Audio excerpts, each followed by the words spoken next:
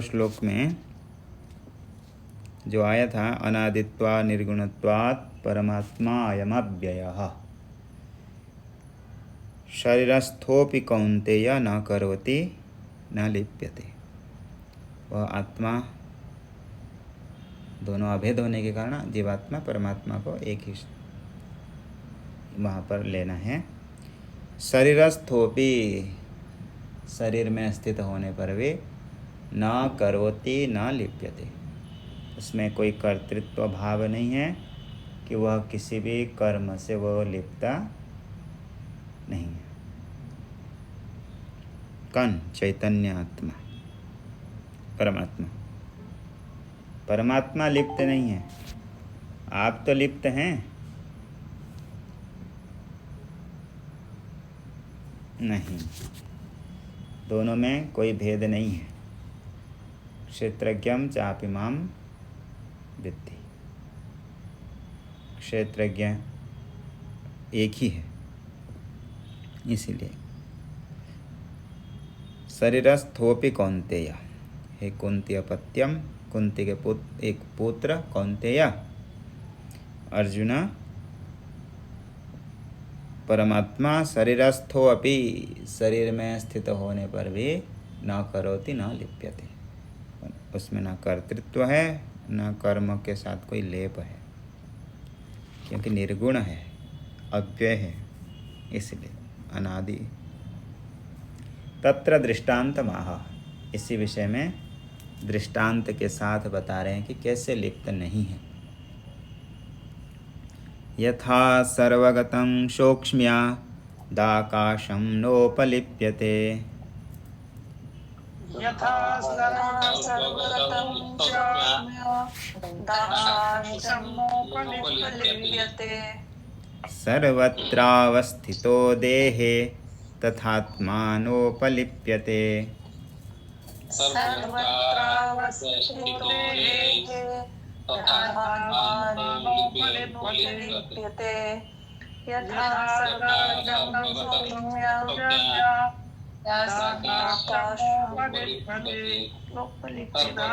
सर्वत्रावस्थितो देहे तथात्मानोपलिप्यते।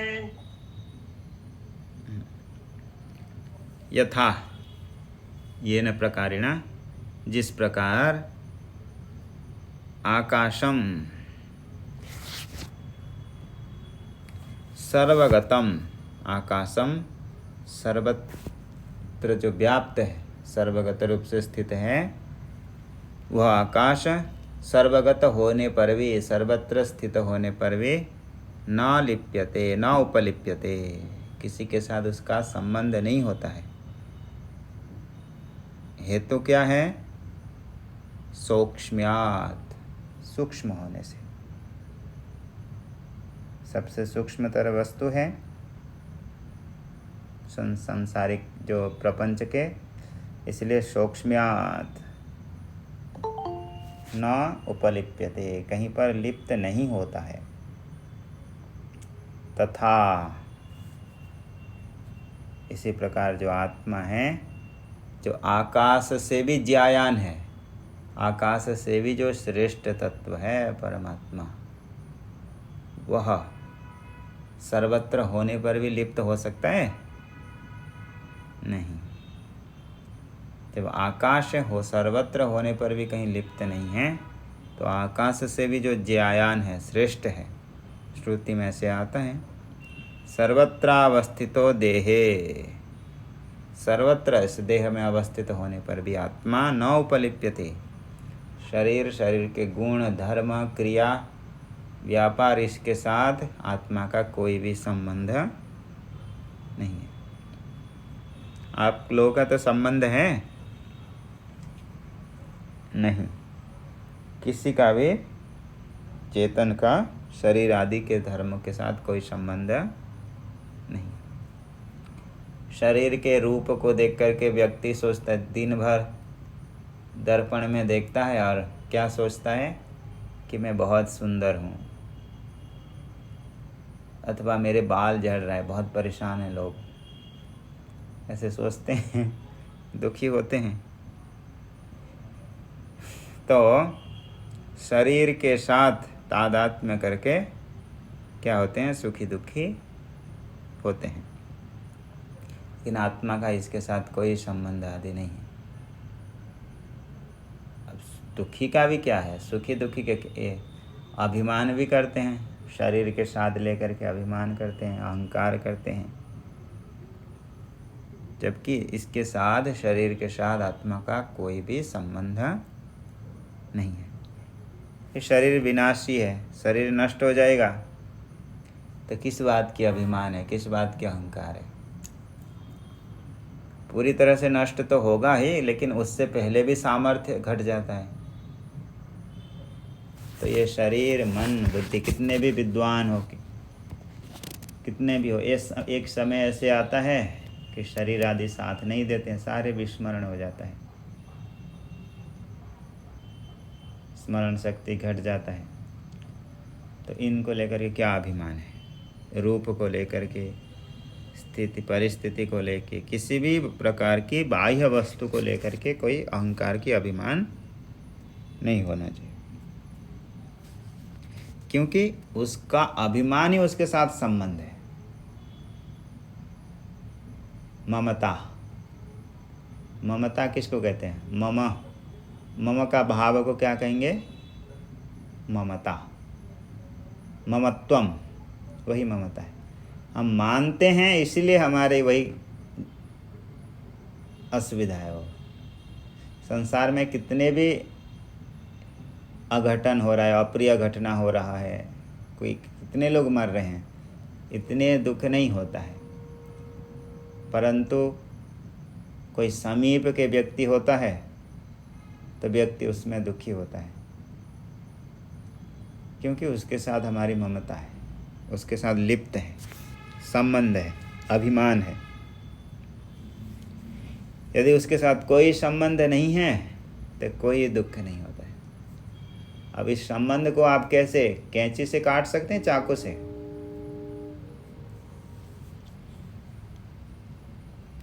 उसके लिए तो आगे बताएंगे भगवान, असंग शस्त्रेण दृढ़ेन चित्वा, असंग रूपी शस्त्र के द्वारा, वैराग्य रूपी शस्त्र के द्वारा ही उसको छेदन कर सकते हैं। 15 अध्याय में आगे आएगा। इसी वृक्ष को, संसार रूपी वृक्ष को छेदन करना है तो उसके लिए कौन सा अस्त्र चाहिए? असंग रूपी, वैराग्य रूपी, यही अस्त्र चाहिए।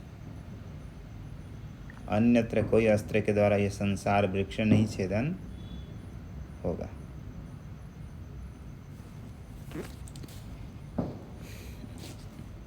आगे,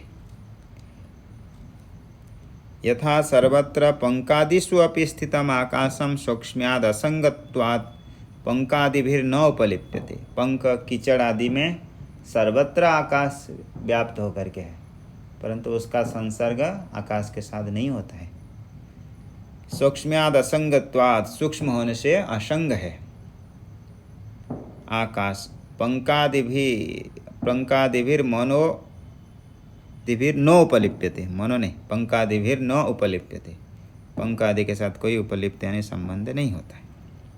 तथा सर्वत्र उत्तमे मध्यमे अधमे वा देहे अवस्थितोऽपि आत्मा।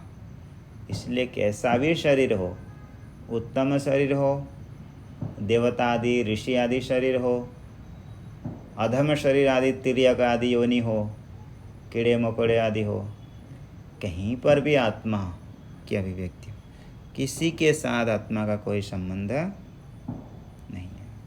अब जिस व्यक्ति को ज़्यादा संबंध है अपने शरीर से, वही प्रेत बनेगा, तो उसी शरीर को देखता रहेगा।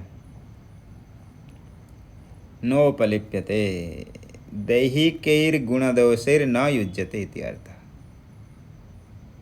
देह में होने वाले गुण अथवा दोष, शरीर में दोष भी होता है, गुण भी होता है। सुंदर है, सुशील है, तो मन बुद्धि आदि का गुण है, तो उसका आत्मा के साथ कोई संबंध नहीं है। किसी व्यक्ति व्यवहार में कितने भी कुशल हो, अच्छा हो, उसका आत्मा के साथ कोई संबंध नहीं है। आगे कि शरीर में कोई रोग व्याधि आदि भी हो, उसका भी आत्मा के साथ कोई संबंध नहीं है। कष्ट नहीं होगा ये नहीं कह रहे हैं, कष्ट होगा, कष्ट होने पर भी उसका कोई संबंध नहीं। आगे असंगत्वाद लेपो नास्ति आकाश दृष्टांतेन उक्तम। असंग होने के कारण आत्मा शरीर आदि के साथ संबंध नहीं है, लेप नहीं है, इसी बात को आकाश दृष्टांत के द्वारा भगवान ने कहा।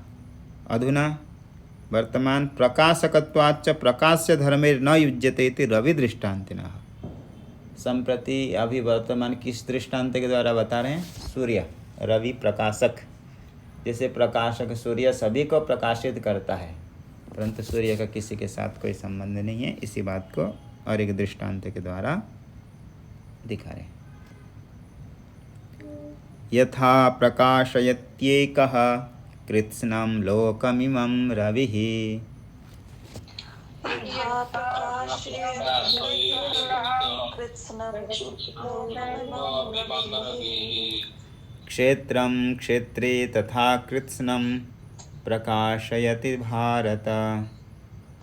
क्षेत्रं तथा कृत्स्नं प्रकाशयति भारत।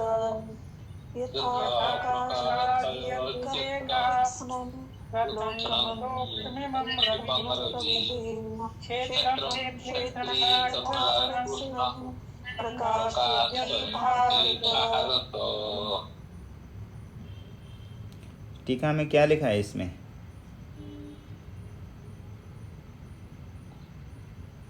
टीका में स्पष्टार्थ लिखा हुआ है स्वामी जी। मतलब जैसा यही मतलब है ना स्वामी जी, जो लिखा हुआ है वो स्पष्ट है ऐसा करके जी। झलाम जस जैसे का क्या अर्थ है? झलाम जस झसी, इसका क्या अर्थ है? वहाँ भी तो यही लिखा है, स्पष्टार्थम। उसके नीचे ऐसा नहीं लिखा है? झलाम जश झसी, उसके वृत्ति में क्या लिखा है? स्पष्टार्थम। स्पष्टम, हाँ, स्पष्टम लिखा है ना।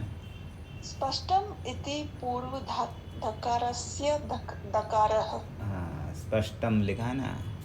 तो जलाम जस जैसे का अर्थ क्या है? स्पष्ट है। उसका अर्थ सूत्र स्पष्ट करता है? नहीं, अलग है। मतलब सूत्र का अर्थ स्पष्ट है। इसी प्रकार यहाँ पर श्लोक का अर्थ क्या है? स्पष्ट है। ज़्यादा मतलब विवरण देने की जरूरत नहीं है ऐसे करके ना। हाँ जी। स्पष्टार्थ, स्पष्टः अर्थो यस्य। क्या समास हो गया? बहुब्रीहि।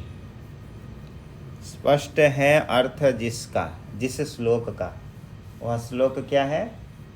स्पष्टार्थः। स्पष्टार्थः कौन है?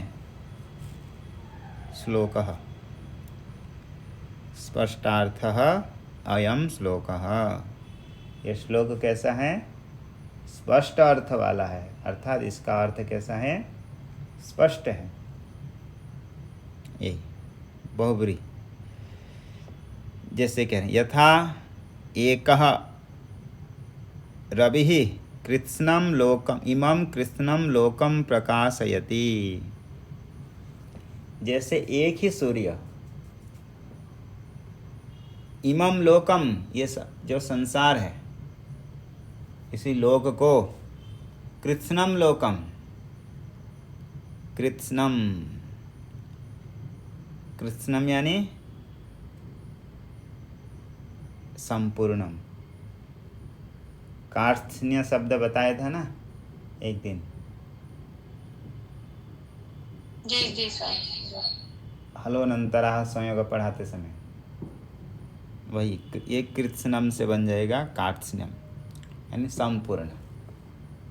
कृष्णलोक अर्थात ये सारा विश्व ब्रह्मांड को प्रकाशित करने के लिए कितने सूर्य चाहिए? एक ही। तो एकम एकः रविः प्रकाशयति इमं लोकम प्रकाशयति। इसी लोक को प्रकाशित कर देता है। कौन? रवि ही, सूर्य। रवि यानी क्या? रूयते स्तूयते इति रवि ही। सुबह उठ करके लोग स्तुति करते हैं, जल देते हैं, आदित्याय नमस्कारम ये कुर्वन्ति दिने दिने, जो आदित्य को नमस्कार करते हैं। शिव जी जैसे जल प्रिय हैं, ऐसे नमस्कार प्रिय कौन है? आदित्य से आता है कहीं, तो आदित्य को नमस्कार करते हैं। रूयते, रु शब्द धातु, रूयते स्तूयते इति रवि ही, जिसकी स्तुति की जाती है, सुबह उठ के प्रणाम आदि करते हैं जिनके। सूर्य भगवान को कौन नहीं करता है, क्योंकि उनके बिना ये संसार कैसे चलेगा। तो वही सूर्य नारायण को सब लोग स्तुति करते हैं, इसलिए उनका नाम क्या पड़ गया? रवि ही। तो यथा एकः रविः इमं कृत्स्नं लोकं प्रकाशयति, एक ही रवि संपूर्ण लोक को प्रकाशित कर देता है। तथा कृत्स्नं, हे भारत, तथा क्षेत्रम, क्षेत्री प्रकाशयति, कृत्स्नं क्षेत्रम प्रकाशयति। इसी प्रकार क्षेत्रस्य अस्ति इति क्षेत्री, जिसके पास ये क्षेत्र है, क्षेत्री देही आत्मा, संपूर्ण क्षेत्र को प्रकाशित करता है। एक ही आत्मा संपूर्ण शरीर को, मन बुद्धि इंद्रियां आदि सहित सबको प्रकाशित करने वाले कितनी आत्मा है? एक ही आत्मा सभी को प्रकाशित कर देती है। अब जो कृत्स्नम का है कैसे? कृत्स्नम यानी संपूर्णम, कृत्स्नम।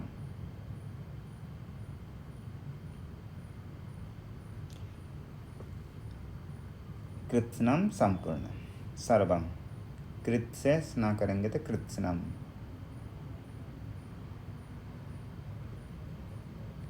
और भी आया है गीता में, तत्रैकस्थं जगत् कृत्स्नम प्रविभक्तम अनेकधा अपश्यत् देवदेवस्य शरीरे पांडवस्तदा, 11 अध्याय में आया था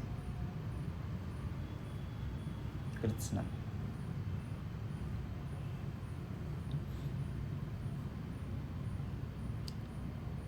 अच्छा, अध्यायार्थम उपसंहरति, अध्याय के अर्थ का उपसंहार कर रहे हैं, समाप्ति कर रहे हैं। देखिए, कृत्स्नम, कृत्स्न अशेष समस्त कृत्स्न। क्षेत्रं क्षेत्रज्ञयोरेव मन्तरं ज्ञानचक्षुषा,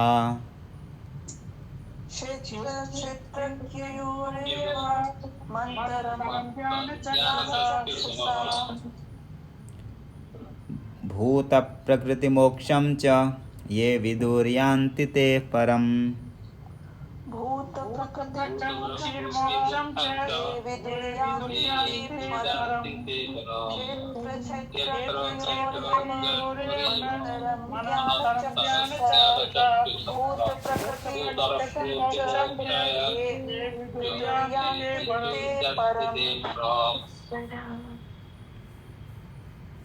एवं इसी प्रकार से अंतरम, दोनों में भेद करना, यही भेद है दोनों में।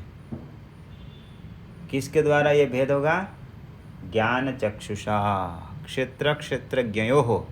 एक है क्षेत्र, इच्छा द्वेष सुखम दुखम संघातश्चेतना धृति, एतत् क्षेत्रम समासेन सविकार मुदाहृतम्। एक क्षेत्र कहे थे, आगे क्षेत्रज्ञ कौन है?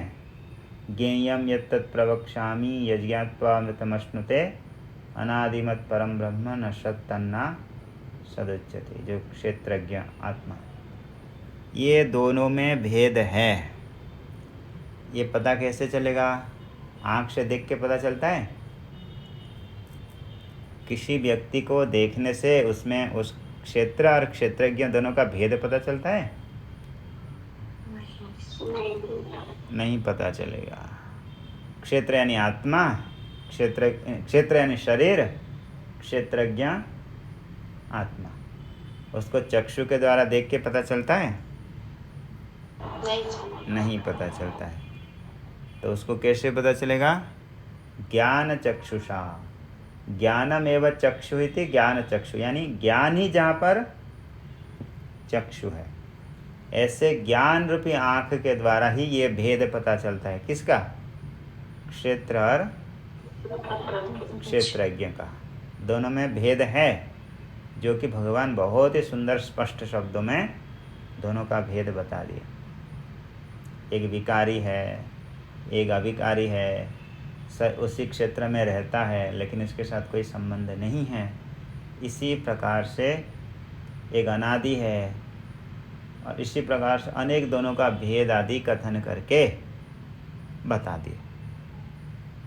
क्षेत्र और क्षेत्रज्ञ, ये जो भेद अभी आप लोगों को तो इतना सुन रहे हैं शास्त्र आदि, तो बोले इसको भेद जानने के लिए सरलता से पता चल रहा है, लेकिन संसार में ऐसे लाखों लोग हैं, करोड़ों हैं, जिनको इसका भेद पता नहीं है। शरीर को ही आत्मा मानते हैं। बाहर में कितनी संख्या है रेस्ट इन पीस वालों की, बहुत संख्या है, तो वो आज भी वो लोग शरीर को क्या मानते हैं? आत्मा मानते हैं। इसलिए ज्ञान रूपी चक्षु के द्वारा ही, भौतिकवादी लोग भी वही खोज कर रहे हैं कि इसके अतिरिक्त है कि नहीं, एक भूत से अतिरिक्त कोई ऐसा है कि जैसे जो लोग पुनर्जन्म आदि नहीं मानते हैं, वह थोड़ी ना एक अतिरिक्त आत्मा मानेंगे। इसीलिए ये इसके द्वारा पता चलेगा ज्ञान चक्षुषा, ज्ञान रूपी चक्षु के द्वारा ही ये भेद पता चलेगा। भूत प्रकृति मोक्षम च ये विदुर यान्ति ते परम। जो लोग एक क्षेत्रज्ञ के भेद को जानते हैं ज्ञान चक्षु के द्वारा। ज्ञान चक्षु की प्राप्ति कैसे होगी? शास्त्र आचार्य उपदेश जनित। अनु करके गाया था एक, अनुपश्यति यथा भूत पृथक भावम मेकस्थम अनुपश्यति। वहाँ पे बताए थे अनु यानी पश्चात। किसके पश्चात? शास्त्र आचार्य उपदेश के पश्चात जानता है। शास्त्र आचार्य उपदेश जनित जो ज्ञान चक्षु है उसके द्वारा जानता है।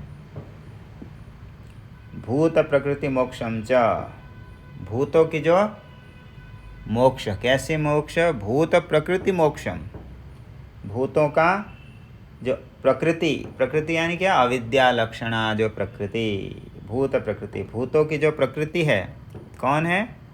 अविद्या, वही भूत प्रकृति। अव्यक्त नामनी परमेश शक्ति, जो अव्यक्त नामनी परमात्मा की शक्ति भूत प्रकृति, उसकी भूत प्रकृति है मोक्षणम, मुक्ति। भूत प्रकृति मोक्षम च ये विदुर यान्ति ते परम, जो उससे मुक्त हो जाते हैं, अभाव को जानते हैं, भूत प्रकृति से मुक्त हो जाते हैं।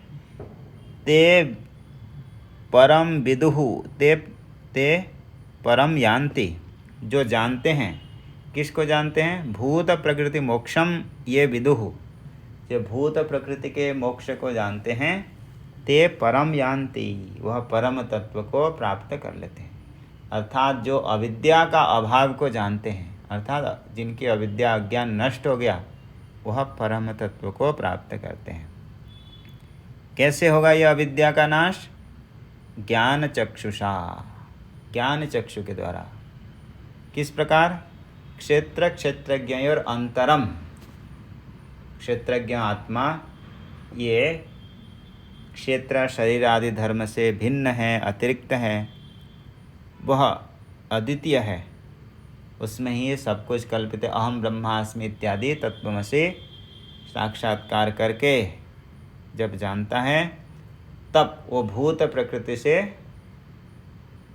मुक्त हो जाता है। भूतों की जो प्रकृति अविद्या, उससे मोक्ष यानी उसका अभाव जानता है, तब वह परम तत्व को प्राप्त करता है। ये विदुर यान्ति ते परम यान्ति, वह परम तत्व को प्राप्त करते हैं। परम यान्ति यानी पुनः देह आदि को वो प्राप्त नहीं करते हैं। इसी प्रकार ये 13 अध्याय समाप्त हो गया। ओम तत्सदिति श्रीमद्भगवद्गीतासूपनिषत्सु ब्रह्म विद्यायां योगशास्त्रे श्रीकृष्णार्जुन संवादे प्रकृति पुरुष विभाग योगो नाम, कहीं कहीं क्षेत्र क्षेत्रज्ञ योगो नाम 13 क्षेत्र क्षेत्रज्ञ का विवेक, प्रकृति पुरुष का विवेक नामक जो आत्मज्ञान है, ये 13 अध्याय में ये 13 अध्याय समाप्त।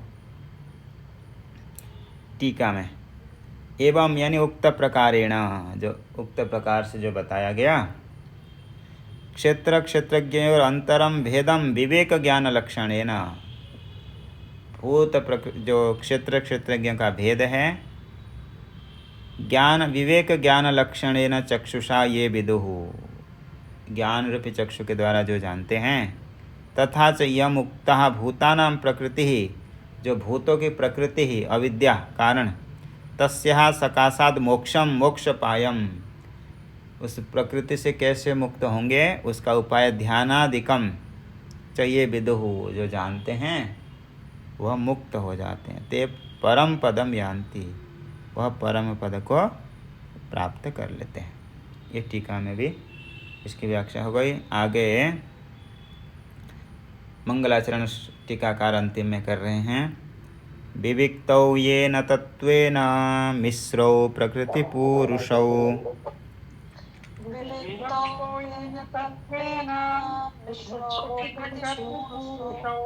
तं वन्दे परमानन्दं नन्दनन्दनमीश्वरम्।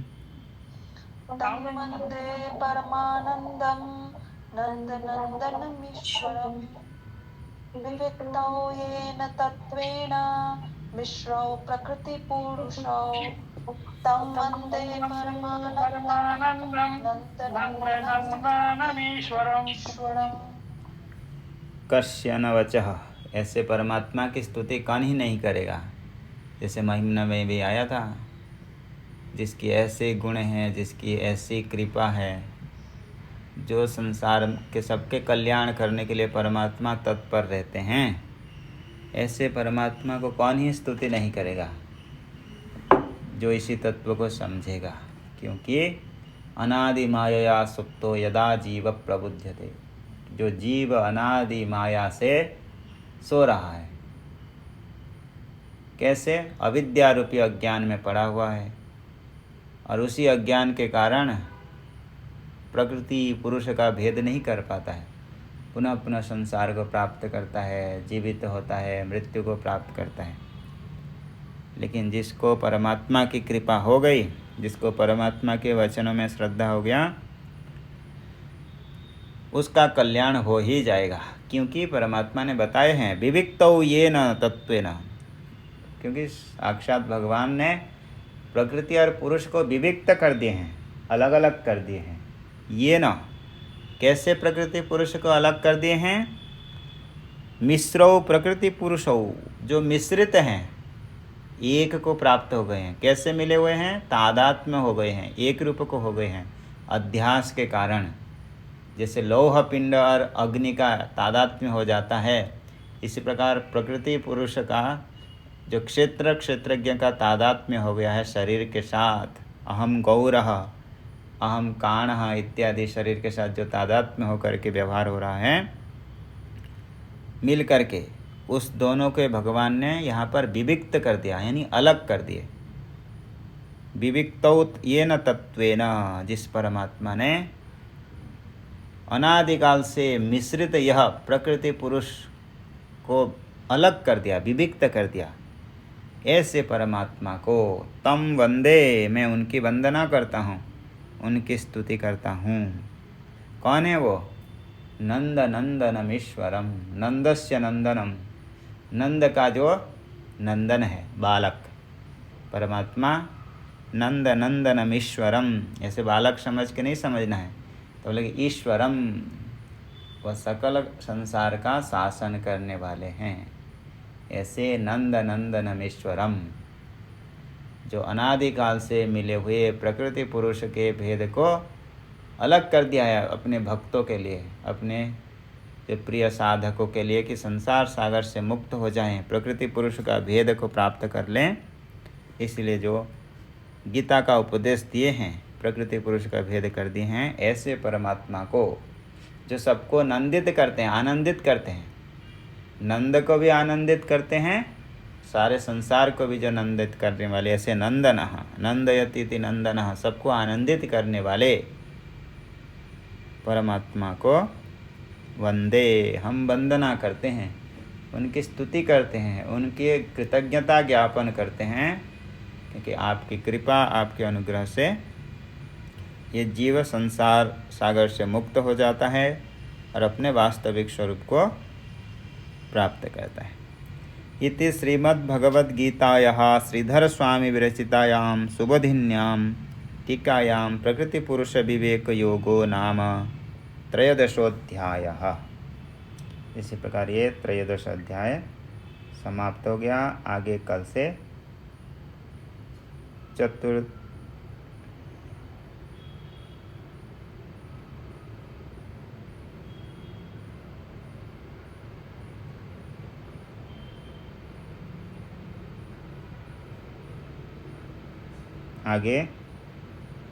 आगे चतुर्दश अध्याय। इसी प्रकार इति श्रीमद्भगवद्गीतायाः श्रीधर स्वामी विरचितायां सुबोधिन्यां टीकायां प्रकृति पुरुष विवेक योगो नाम त्रयोदशोऽध्यायः। त्रयोदश अध्याय समाप्त हो गया। आगे कल से चतुर्दशोऽध्यायः।